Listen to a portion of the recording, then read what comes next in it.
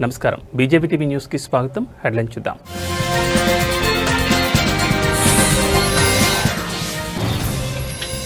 నిలిచిపోయిన స్థానిక సంస్థల ఎన్నికల ప్రక్రియ, బీసీలకు అన్యాయం జరిగిందంటూ పరస్పర ఆరోపణలు.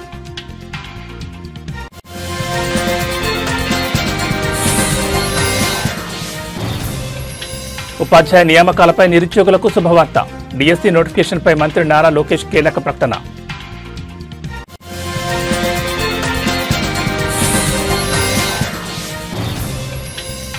బంగాళాఖాతంలో మరో అల్పపీడనం, రాబోయే వారం రోజుల్లో తెలంగాణలో భారీ వర్షాలు కురిసే అవకాశం.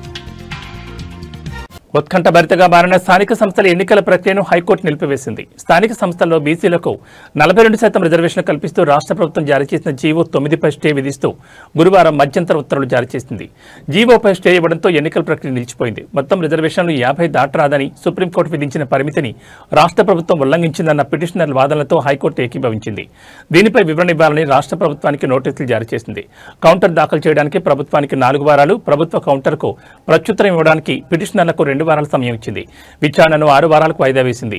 బీసీ రిజర్వేషన్లకు మద్దతుగా బీసీ నాయకులు, బీసీ సంఘాలు దాఖలు చేసిన దాదాపు 60 ఇంప్లీట్ పిటిషన్లను విచారణకు స్వీకరిస్తున్నట్లు హైకోర్టు పేర్కొంది. స్థానిక సంస్థల్లో బీసీలకు 42% రిజర్వేషన్లు కల్పిస్తూ రాష్ట్ర ప్రభుత్వం జారీ చేసిన జీవోను సవాల్ చేస్తూ బుట్టెంగారి మాధవరెడ్డి తదితరులు హైకోర్టులో దాదాపు 10 పిటిషన్లు దాఖలు చేశారు. బుధవారం వాదనలు ముగియకపోవడంతో గురువారం మధ్యాహ్నం 2:15 నుంచి chief justice Aparesh Kumar Singh, justice మొహియుద్దీన్ల ధర్మాసనం విచారణ కొనసాగించింది. రాష్ట్ర ప్రభుత్వం తరపున advocate general A Sudarshan Reddy వాదనలు వినిపించారు.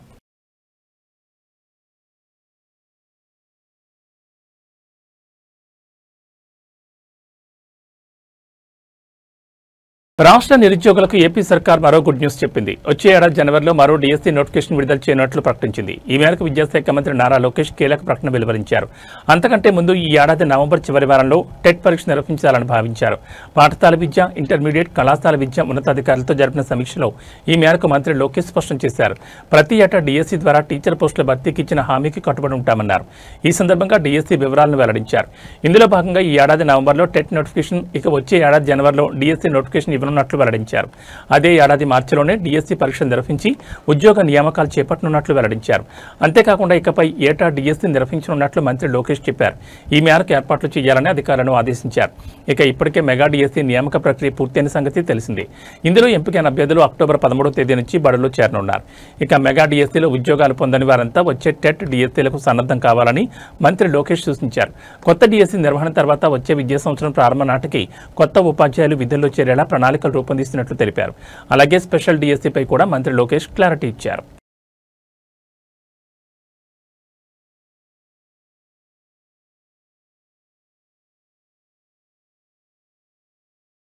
తెలంగాణ జిల్లాలో మళ్లీ భారీ వర్షాలు కురిసే అవకాశం ఉందని హైదరాబాద్ వాతావరణ కేంద్రం తెలిపింది. బంగాళాఖాతంలో ఏర్పడిన ఉపరితల ఆవర్తనం రేపటికి అల్పపీడనంగా మారనుందని, దీని ప్రభావంతో వచ్చే వారం రాష్ట్రంలో భారీ వర్షాలు కురుస్తాయని ప్రకటన విడుదల చేసింది. ఛత్తీస్గఢ్ నుంచి గల్ఫ్ ఆఫ్ మన్నార్ వరకు తెలుగు రాష్ట్రాల మీదుగా ద్రోణి, బంగాళాఖాతంలో మరో ఆవర్తనం ఉన్నాయి. ఈ నెల 11 నాటికి అల్పపీడనంగా మారితే మరోసారి కొండపోత వర్షాలు కురుస్తాయని అంచనా వేసింది. నేటి నుంచి రానున్న 3 రోజుల పాటు పలు జిల్లాల్లో మోస్తరు నుంచి భారీ వర్షాలు కురుస్తాయని అంచనా వేసింది.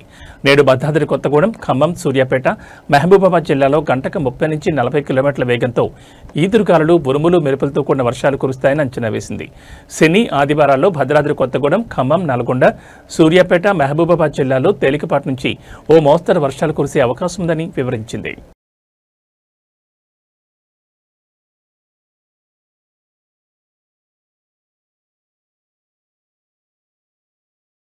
ప్రపంచవ్యాప్తంగా ఎంతో ప్రతిష్టాత్మకంగా భావించే నోబెల్ శాంతి బహుమతి విజేతను ఈరోజు ప్రకటించనున్నారు. శాంతి కోసం కృషి చేసిన మహనీయులు ఎవరు, ఈసారి ఈ గౌరవం ఎవరికి దక్కుతుందని ఉత్కంఠ సర్వత్రా నెలకొంది. మరోవైపు గాజాలో శాంతి నెలకొల్పేందుకు అమెరికా మాజీ అధ్యక్షుడు డొనాల్డ్ ట్రంప్ ప్రతిపాదించిన ప్రణాళికపై భారత ప్రధాని నరేంద్ర మోడీ ప్రత్యేకంగా అభినందనలు తెలియజేయడం అంతర్జాతీయంగా చర్చనీయాంశమైంది.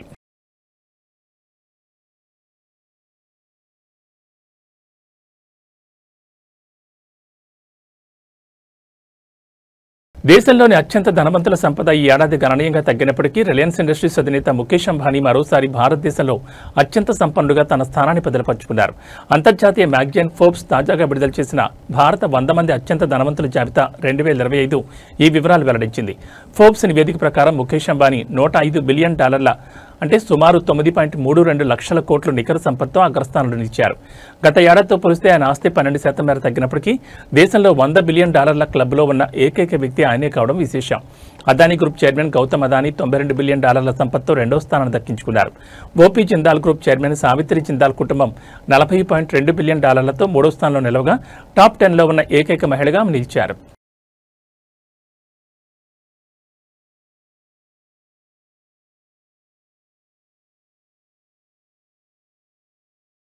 డ్రగ్స్ మాఫియా హైదరాబాద్ మహానగరం డ్రగ్స్ రవాణాకు అడ్డాగా మారుతున్నట్లుగా తాజాగా వెలుగు చూసిన ఘటనలు స్పష్టం చేస్తున్నాయి. పోలీసులు నిర్వహించిన మెరుపు దాడిలో ఏకంగా 72 కోట్ల విలువైన డ్రగ్స్ ను సీజ్ చేశారు. ఈ కేసులో 4 నిందితులను అరెస్ట్ చేశారు. అంతేకాకుండా నార్థింగ్ ప్రాంతంలో 7,50,000 విలువైన కొకైన్ ను స్వాధీనం చేసుకున్నారు. ఇంత భారీ మొత్తంలో డ్రగ్స్ ఎక్కడి నుంచి వచ్చాయి, దీని వెనుక ఉన్న ముఠా ఎవరిది అని పోలీసులు ఆరా తీస్తున్నారు.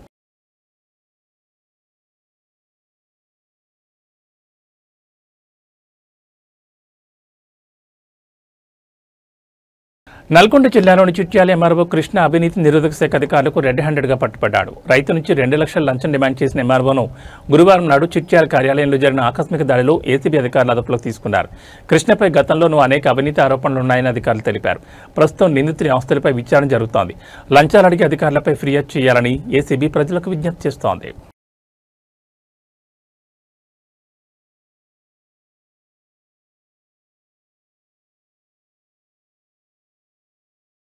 ఖమ్మం జిల్లాలో జరిగిన దారుణ హత్య కేసు విచారణలో పోలీసులు గుర్తించిన షాకింగ్ వివరాలు సాంకేతికత దుర్వినియోగానికి అద్దం పడుతున్నాయి.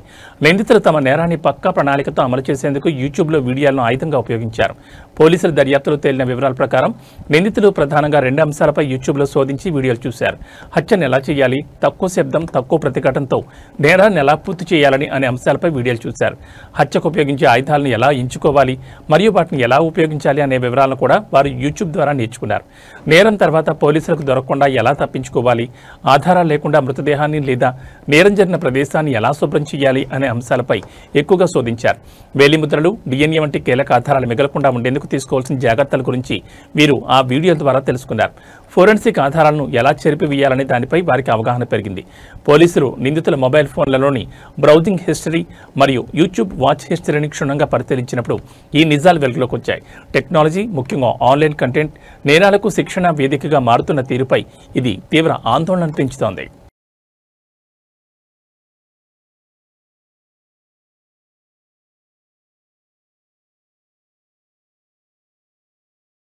రాష్ట్రంలో కీలక పరిణామం చోటు చేసుకుంది. పాలనలో మార్పులు వేగం పెంచే లక్ష్యంతో ప్రభుత్వం భారీ స్థాయిలో ఐఏఎస్ అధికారులను బదిలీ చేసింది.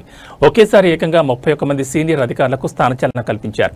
ఏపీ ప్రభుత్వం ఈ నిర్ణయం వెనుక ముఖ్య ఉద్దేశాలు ఏంటి, ఏ కీలక శాఖలకు కొత్త అధికారులు నియమితులయ్యారు, పాలనపై ఈ బదిలీల ప్రభావం ఎలా ఉండనుంది?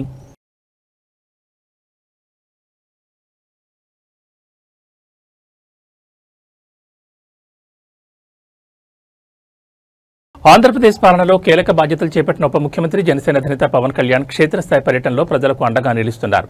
ముఖ్యంగా తూర్పుగోదావరి జిల్లాలోని ఉప్పాడ తీర ప్రాంత వాసులు ఎదుర్కొంటున్న అతిపెద్ద సమస్యపై ఆయన దృష్టి సారించారు. ఎన్నో ఏళ్లుగా పరిష్కారం కాని ఈ సమస్యను కేవలం 100 రోజుల్లో పరిష్కరిస్తానని పవన్ కళ్యాణ్ గట్టి హామీ ఇచ్చారు.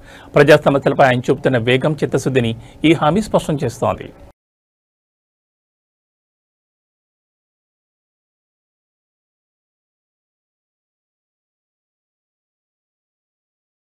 ఆంధ్రప్రదేశ్ రాష్ట్రంలో పేద వర్గాల ప్రజలకు బ్యాడ్ న్యూస్. ఎందుకంటే పేదలకు ఉచితంగా వైద్యం అందించేందుకు అమలు చేస్తున్న ఎన్టీఆర్ వైద్య సేవల స్కీమ్ నేటి నుంచి నిలిచిపోనుంది. ఈ మేరకు ఆంధ్రప్రదేశ్ స్పెషాలిటీ ఆసుపత్రుల అసోసియేషన్ నిర్ణయం తీసుకుంది. ఎన్టీఆర్ వైద్య సేవ ట్రస్ట్ కింద అందిస్తున్న వైద్యారోగ్య సేవలను అన్ని నెట్వర్క్ ఆసుపత్రుల్లో నిలిపివేస్తున్నట్లు అసోసియేషన్ ప్రకటించింది. ఇవాళ నుంచి సేవలు నిలిపివేస్తున్నట్లు ఆంధ్రప్రదేశ్ స్పెషాలిటీ ఆసుపత్రుల అసోసియేషన్ ఆశా ప్రకటించింది. నెట్వర్క్ ఆసుపత్రులకు ఎన్టీఆర్ వైద్య సేవ ట్రస్ట్ ద్వారా ప్రభుత్వం చెల్లించాల్సిన బకాయిలు 2,700 కోట్ల పైనే ఉన్నాయని, నెల నెలా బకాయిలు పెరుగుతున్నా ఉపశమనం కలిగించే చర్యలు ప్రభుత్వం చేపట్టడం లేదని, బకాయిలు రోజురోజుకు పెరుగుతున్న నేపథ్యంలో వాటిని విడుదల చేసే వరకు ఎన్టీఆర్ వైద్య సేవా పథకం కింద వైద్య సేవలు నిలిపివేయడం జరుగుతుందని ఆశా అధ్యక్ష కార్యదర్శులు కె విజయ్ కుమార్, సిహెచ్ అవినాష్ తెలిపారు.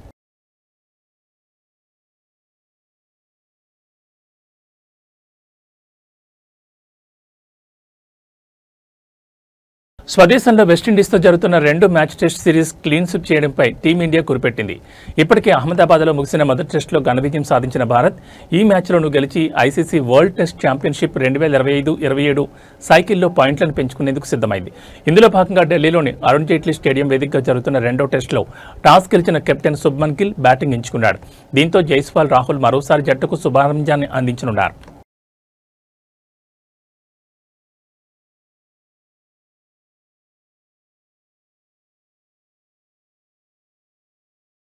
పవర్ స్టార్ పవన్ కళ్యాణ్, దర్శకుడు హరీష్ శంకర్ కాంబినేషన్లో వస్తున్న ఉస్తాద్ భగత్ సింగ్ చిత్రంపై నెలకొన్న సందిగ్ధతకు పూర్తిగా తెరపడకపోయినా నిర్మాతలు మాత్రం ఓ కీలక స్పష్టత ఇచ్చారు. పవన్ కళ్యాణ్ తన షూటింగ్ భాగాన్ని ఇప్పటికే పూర్తి చేశారు. ప్రస్తుతం సినిమా చిత్రీకరణలో మరో 20 నుంచి 25 రోజుల పని మిగిలింది. నిర్మాత రవికిరణ్ మాట్లాడుతూ ప్రేక్షకులకు అనుకూలంగా ఉండే సరైన డేట్ని చూసి సినిమాను విడుదల చేస్తామని స్పష్టం చేశారు. వారు ఇంకా అధికారిక విడుదల తేదీని నిర్ణయించలేదు. ఈ చిత్రం 2026 సమ్మర్ సెలవుల్లో ప్రేక్షకుల ముందుకు వచ్చే అవకాశం ఉందని సినీ వర్గాల్లో గట్టి చర్చ జరుగుతోంది. గతంలో 2026 మహాశివరాత్రికి విడుదలవుతుందన్న వార్తలు వచ్చినా అది కేవలం ప్రచారం మాత్రమేనని నిర్మాత తేల్చి చెప్పారు. దీపావళి పండుగ సందర్భంగా లేదా ఈ నెలలోని సినిమా విడుదల తేదీపై అధికారిక ప్రకటన వచ్చే అవకాశం ఉందని కూడా వార్తలు వస్తున్నాయి.